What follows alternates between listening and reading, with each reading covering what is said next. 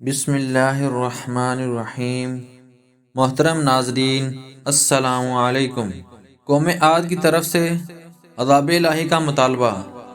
حضرت ہود علیہ السلام نے اپنی قوم کو سمجھایا کہ اپنے رب کا یہ احسان نہ بھولو کہ اس نے تمہیں قوم نوح کا جانشین بنا دیا اور تمہیں بہت سی دنیاوی نعمتوں سے نوازا، لہٰذا تم اللہ تعالیٰ کی نافرمانی سے باز آ جاؤ اور میری اطاعت، میری دعوت توحید قبول کر لو۔ قوم کے سرداروں اور عوام نے برہم ہو کر کہا کہ اچھا، اگر تم اپنی دعوت میں اتنے ہی سچے ہو تو اللہ تعالیٰ سے عذاب طلب کرو۔ جب عذاب کا مطالبہ کر دیا تو آپ علیہ السلام نے افسوس کا اظہار کرتے ہوئے فرمایا کہ اب تم عذاب الہی کا انتظار کرو، فرمان الہی ہے۔ انہوں نے قوم عاد سے کہا کہ تم ہمارے پاس آئے ہو تو اللہ ہی کی عبادت کریں، اور ہمارے باپ دادا جن کی عبادت کرتے تھے ان کو چھوڑ دیں، لہٰذا اگر تم سچے نبی ہو تو جس عذاب سے ہمیں ڈراتے ہو وہ لے آؤ۔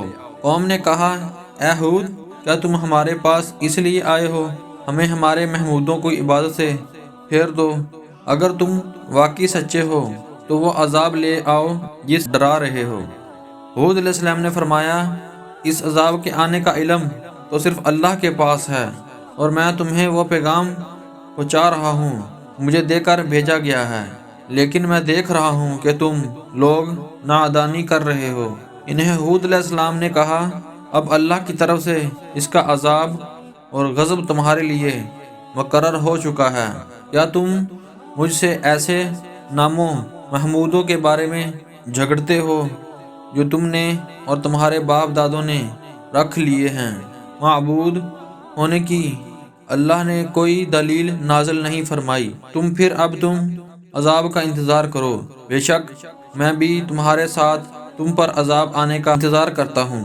جب حضرت ہود علیہ السلام نے اپنی قوم کو ہر اعتبار سے سمجھانے کی کوشش کی، لیکن قوم نے بات کو سمجھنے کی بجائے آپ علیہ السلام کو جھٹلا دیا، تو آپ علیہ السلام نے اللہ تعالیٰ سے مدد کی درخواست کی۔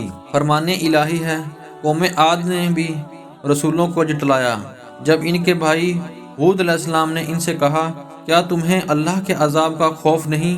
رسول ہود علیہ السلام نے دعا مانگی، اے میرے رب، ان لوگوں کے جھٹلانے پر آپ میری مدد فرمائیں۔ اللہ نے فرمایا، بہت جلد یہ لوگ اپنے کیے پر پچھتائیں گے۔ جب ہود علیہ السلام نے اپنی قوم کے خلاف مدد کی درخواست کی تو اللہ تعالیٰ نے فوری آپ علیہ السلام کی درخواست قبول فرمائی، اور قوم عاد پر سخت ترین عذاب ہولناک آندھی کی صورت میں نازل فرمایا گیا، جس سے آپ علیہ السلام کی قوم کے تمام نافرمان لوگ ہلاک ہو گئے، صرف مومن اللہ کی رحمت سے عذاب الہی سے محفوظ رہے۔ فرمان الہی ہے، قوم عاد نے بھی حق کو جھٹلایا، دیکھ لو پس کیسا تھا میرا عذاب اور میری ڈرانے والی باتیں۔ بلا شبہ ہم نے ان پر نحوست کے دن تیز و تن مسلسل چلنے والی ہوا بھیج دی، جو لوگوں کو اڑا اڑا کر ایسے پھینک رہی تھی جیسے وہ جڑیں اکھاڑتے ہوئے کھجوروں کے تنے ہوں۔ بس ایسا تھا میرا عذاب جیسے وہ جڑیں اکھاڑے کھجور کے تنے ہوں۔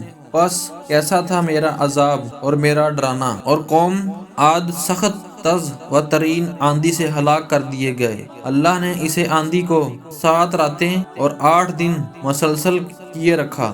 آپ صلی اللہ علیہ وسلم وہاں ہوتے تو دیکھ لیتے کہ وہاں لوگ یوں چت گر پڑتے تھے جیسے وہ کھجور کے کھوکھلے تنے ہوں۔ جب آسمان پر بادل آتے ہیں تو آپ علیہ السلام کبھی کمرے میں داخل ہوتے، کبھی باہر۔ جب بارش شروع ہو جاتی تو آپ علیہ السلام مطمئن ہو جاتے۔ میں نے آپ علیہ السلام سے اس حالت کے متعلق پوچھا تو آپ علیہ السلام نے فرمایا، کہیں یہ وہ آندھی نہ ہو جو قوم عاد پر آئی تھی۔